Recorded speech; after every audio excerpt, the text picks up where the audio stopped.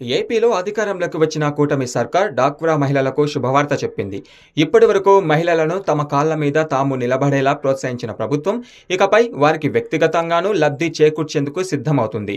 ఇందులో భాగంగా సెల్ఫ్ ద్వారా ఆర్థిక సాయం చేయాలని నిర్ణయించుకుంది. దీనికి సంబంధించిన మార్గదర్శకాలు త్వరలోనే విడుదల చేయబోతున్నట్లుగా తెలుస్తుంది.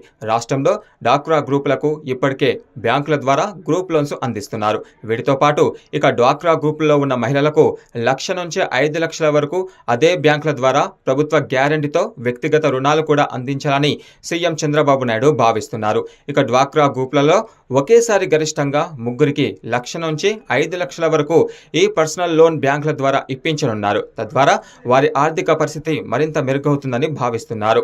ఈ ఆర్థిక సంవత్సరంలో 2,000 కోట్ల వరకు ఇలా డ్వాక్రా గ్రూపులలో మహిళలకు పర్సనల్ లోన్స్ ఇప్పించాలని సెర్ఫ్ లక్ష్యంగా పెట్టుకుంది. ఇప్పటికే యూనిట్లు నడుపుతున్న వారితో పాటు కొత్తగా యూనిట్లు ప్రారంభించాలనుకునే వారికి ఈ లోన్లు ఇప్పిస్తారు.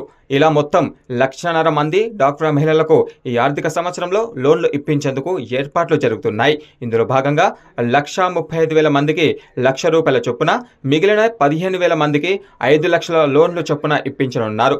భవిష్యత్తులో ఈ లోన్లు 10 లక్షల వరకు పెంచే అవకాశం ఉన్నట్లుగా సెర్ఫ్ అధికారులు చెబుతున్నారు.